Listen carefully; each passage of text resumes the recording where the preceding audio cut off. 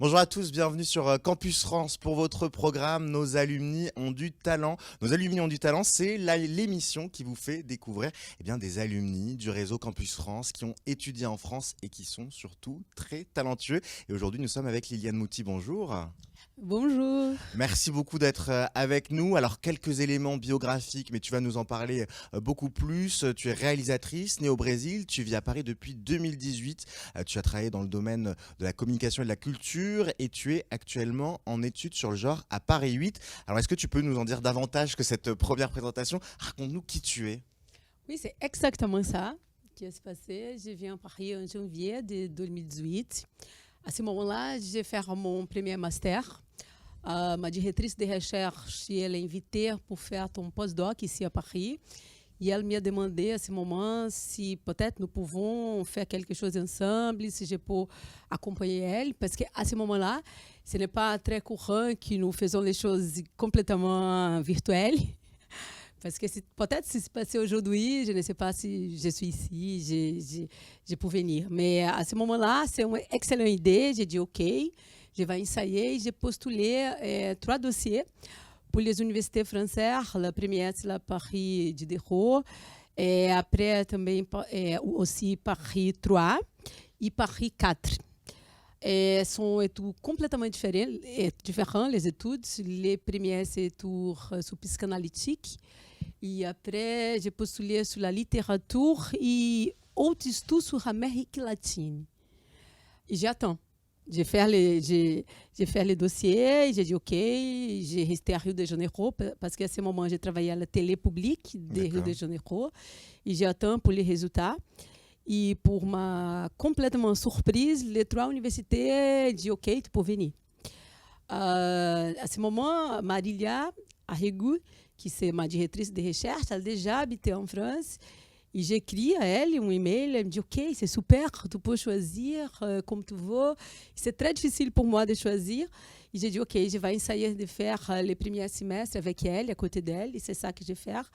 Mais comme mon sujet de recherche, il est très, très transdisciplinaire. Il y a beaucoup de thèmes qui sont dedans. J'ai dit OK, je vais faire peut-être le deuxième universitaire, qui c'est à ce moment-là qui j'ai plus de focus avec mes études, qui c'est sur la Miúcha, qui c'est une femme chanteuse de la bossa nova. Et j'ai fait mes études sur la bibliographie de cette chanteuse. Et à le moment que j'ai fait ma soutenance avec les profs, et là, tout le monde peut écouter les résultats de mes recherches. Já ma deuxième surprise, c'est que le prof m'a dit peut-être sa mémoire, tu peux arriver à quelque chose comme un film. Comme c'est mon métier de travail, et à ce moment, j'ai fait le double relais. D'avoir d'un côté le parcours universitaire et de l'autre le côté film, ça c'était quand du coup? Tout le temps, toute ma vie, c'est comme ça. C'est le double côté. Et à ce moment, j'ai pensé, OK, peut-être les deux, ils peuvent marcher ensemble. Et c'est ça qui vient à ma tête, avec les résultats de la soutenance, a indiqué que mon texte il peut arriver comme un film.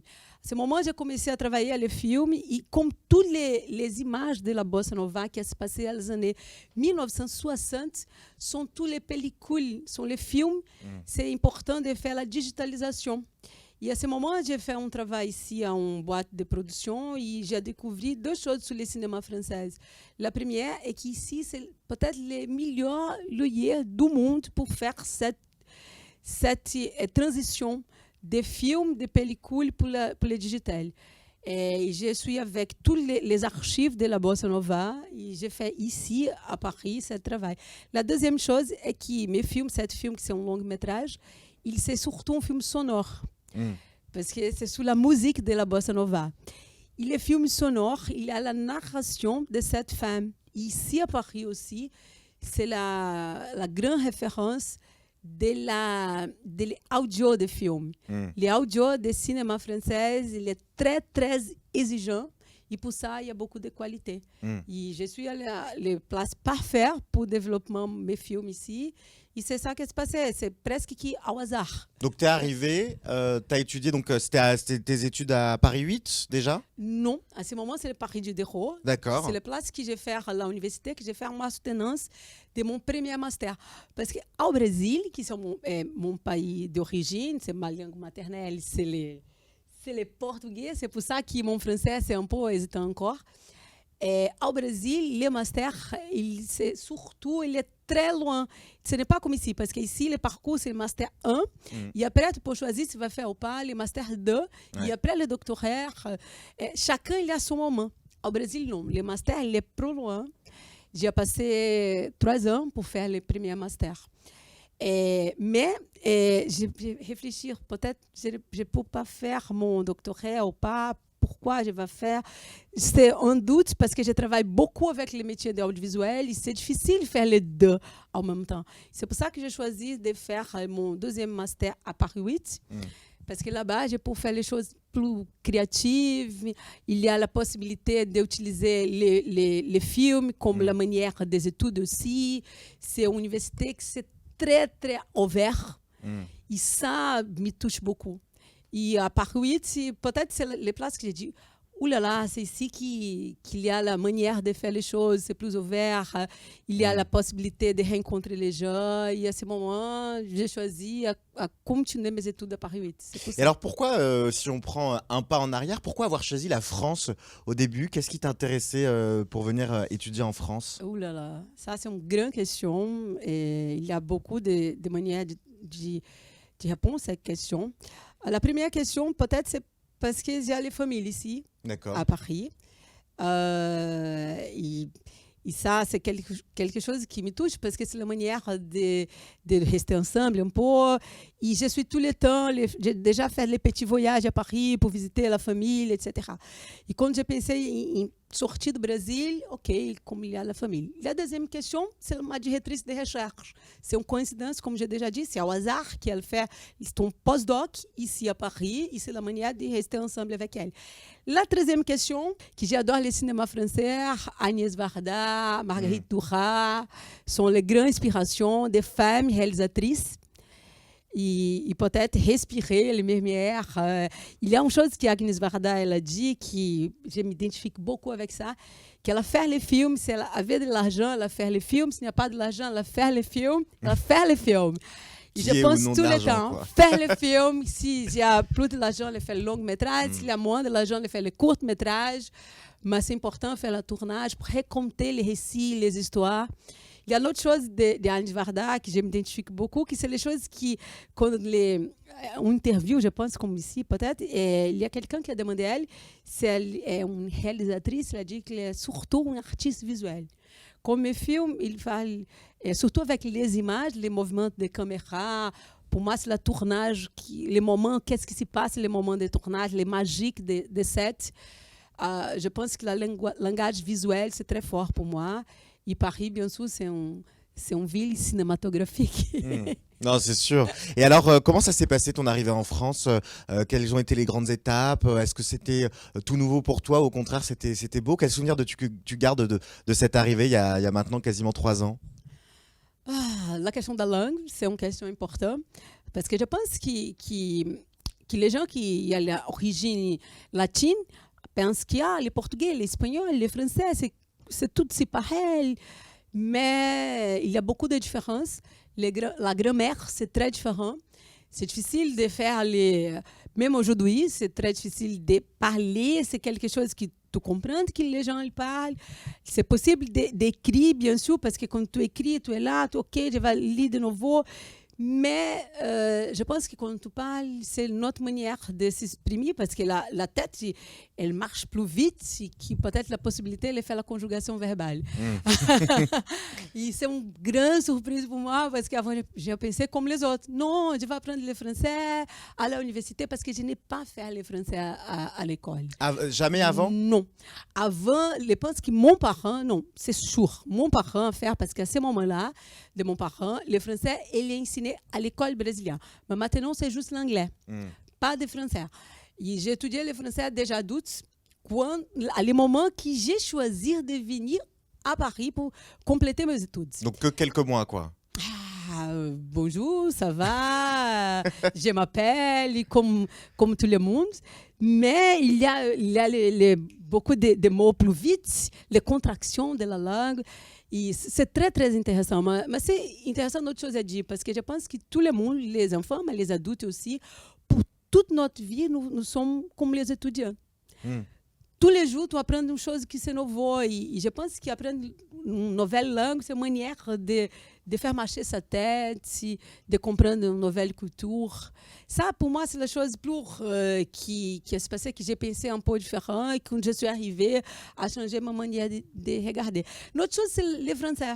Parce qu'il y a beaucoup des idées sur les Français qui peut-être c'est difficile avec les Parisiens, peut-être ils vont dire quelque chose avec ton français hésitant encore. Et je pense que ma relation spéciale, que mes amis que j'ai fait ici sont les amis pour toute la vie, sont très très sympathiques. Peut-être parce que j'ai bonne chance, j'habite en résidence artistique. Il y a cet espace, il y a beaucoup d'artistes avec moi. Mais même les Français qui je travaille, les métiers de cinéma, qui je travaille à une association avec les audiovisuels aussi, je pense qu'ils sont très, très intéressés au Brésil. Ils sont très, très intéressés au monde entier. Et ça, c'est bien, parce que c'est comme dit, bienvenue. Et alors, on l'a dit et tu as commencé à l'évoquer parce que tu nous racontais comment tu avais réussi à mettre sur image les études académiques que tu as faites. Tu es aussi réalisatrice et tu as notamment fait un court-métrage qui s'appelle Out of Breath, sans oxygène. De quoi s'agit-il? Ça, c'est un film sur la pandémie. Ça, pour moi, c'est un film attaque. C'est un art vidéo. Parce que je travaille, mon métier de travail avec les longs métrages, surtout de fiction, qui c'est les choses qui sont plus attachées, c'est la fiction. Mais ce film, c'est un court métrage, parce que c'est un film qui se passé ici à Paris, mais parle des moments du Brésil, surtout de la forêt amazonienne. Parce que avant, je suis arrivée en France. J'ai travaillé en série sur la forêt amazonienne. J'ai voyagé pour tout le Brésil, mais surtout le nord du Brésil, à la frontière avec la Guyane française. Et ça, c'est pas une blague, mais c'est une curiosité, que la plus grande frontière de la France, c'est le Brésil, parce que c'est avec la Guyane française. Je suis là, à cette place, exactement là, avec les tribus des pauvres autochtones. Il a changé complètement mon manière de faire le cinéma, parce qu'avant, mon cinéma, c'est plus urbain. Je travaillais surtout avec les questions de gros villes. Mais quand je suis avec les Indiens et les autochtones, j'ai pensé il y a quelque chose qui beaucoup de gens ne connaissent pas. Et peut-être nous pouvons faire les films sur ça. J'ai fini cette série pour une chaîne brésilienne qui s'appelle Canal Brasil, qui c'est une chaîne très, très importante au Brésil. C'est une série que j'ai fait beaucoup de saisons de cette série. Et j'ai fait la montage ici, à Paris. Parce que j'ai fait le tournage à Forêt Amazonienne et j'ai fait la montage ici. Quand j'ai fini cette série, la pandémie est arrivée. Et c'est bonne chance pour moi parce qu'à le moment qui vient la pandémie, je suis à la montage. Et ça, c'est au bureau, à la salle de montage. Je suis tout le temps enfermée avec un ordinateur. Pour moi, il y a les gens qui demandaient comment s'est passée la pandémie pour toi. Je ne sais pas. Je suis moi, l'écran, l'ordinateur, les faire la montage, c'est tout ça pendant un an. Quand j'ai fini cette série, vient la pandémie, les moments plus grave de la pandémie au Brésil, qui manque d'air, mais manque d'oxygène, de cylindres d'oxygène. Et ce film, sans oxygène, il parle surtout des gens qui font les petits bureaux pour vendre l'oxygène, parce que l'État brésilien n'a pas donné l'oxygène, les hôpitaux sont trop fatigués, il n'y a pas de place, les UTI sont très, très plein de gens qui sont malades. C'est pour ça que j'ai fait ce film. Le film, c'est tout le temps noir et blanc. Parce que c'est le sentiment de la tristesse. Ça a été tourné où? Au Canal Urk, ici à Paris. C'est presque à côté ici de Campos de France. Et comme j'habite au 10e, qui c'est un arrondissement, il est là, les résidences artistiques que j'ai fait, qui c'est le centre Les Ricollets, je suis allée à tournage de vélo. Ça, c'est super. Moi et toute l'équipe, nous sommes de vélo.